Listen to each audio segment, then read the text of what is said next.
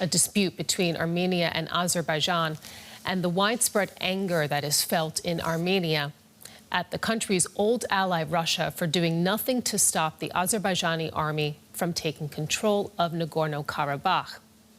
Armenia has been struggling to cope with the aftermath of the recent crisis. Almost all of the enclave's population, ethnic Armenians numbering over 100,000 people, have fled to Armenia.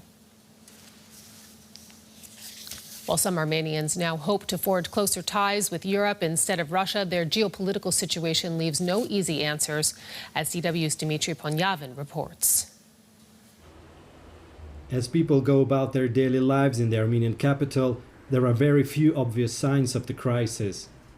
But it's visible in places like this retail space, which is a collection point for food and clothes for the refugees.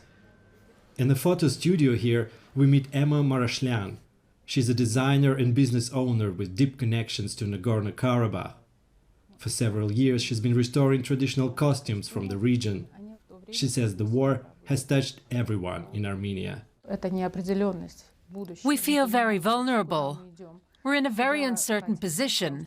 We don't know where we're heading. For me, it's not progress, it's decay. I don't see any progress. My worry is that the situation develops in a way that we cease to exist as an independent state, because that risk is there. Marashlian admits Armenia feels abandoned by its ally Russia, but says the country should really blame itself for the difficulties it now faces. In another business, which combines a bookshop, wine shop and an event venue, we speak to Arno. He returned to Armenia from Russia after the start of the war in Ukraine. A lot of my friends and relatives here, they're saying actually the same thing about Armenian government, any Armenian. You do whatever you want, but save the country. So whatever is necessary to save the independent Armenia need to be done. So that's actually my position. So if that means... If that would mean going with Russia, yes, but for now it's actually not meaning that. Armenia has strong cultural and economic ties with Russia, but many Armenians think that relations with Moscow became too one-sided. Former journalist and filmmaker Tigran Khizmalan is the founder of the European Party of Armenia. He supports the recent steps by the Armenian government to move away from the Kremlin. Despite all the odds, Armenians still support their weak, discredited, broken government, because we regard it as a lesser evil than Russian despoty. He says Russia is using Azerbaijan as a proxy to punish Armenia for its shift towards Europe, but other intellectuals disagree. If any external actor comes to this region and want to make a disruption of the balance of strategic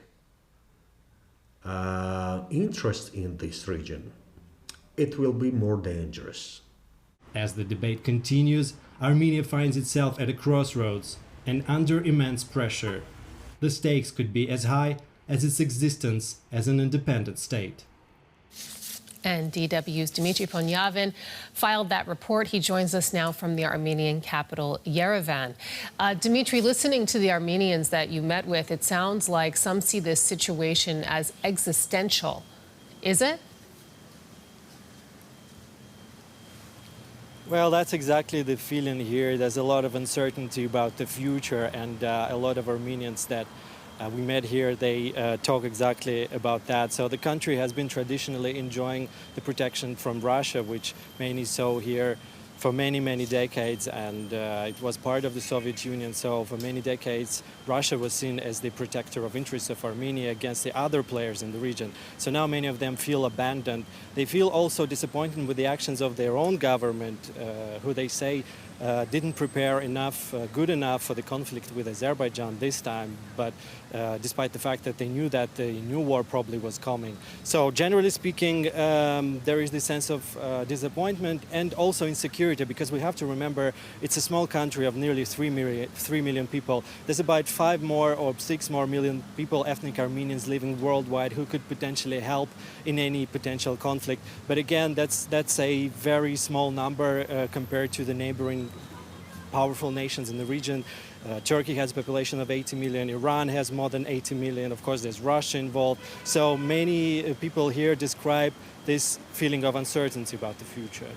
And meantime, we know that Azerbaijan's president, it's been reported that he has decided not to go to the European Political Community Summit in Granada, where it was hoped that he would meet with the Armenian Prime Minister.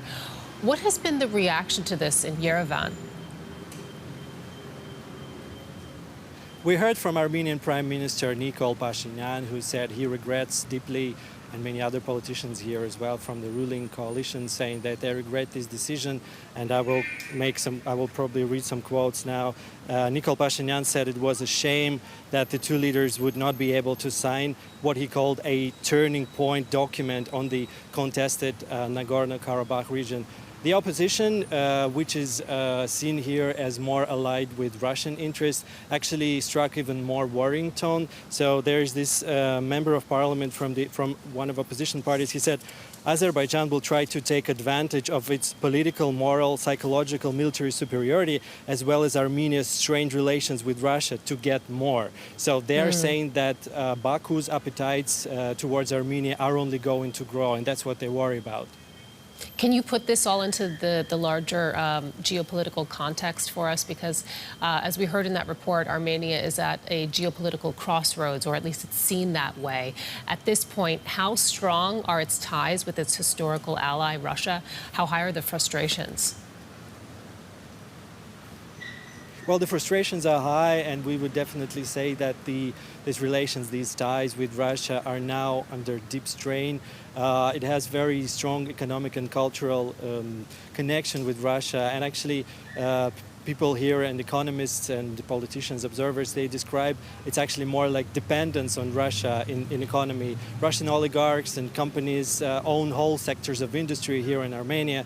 So the shift towards the West that the ruling party of Pashinyan is trying to make here, many are looking at these kind of developments with big worry, because they think that Armenia would in the end stay alone in this region. It will be alone because it will cut its ties with Russia.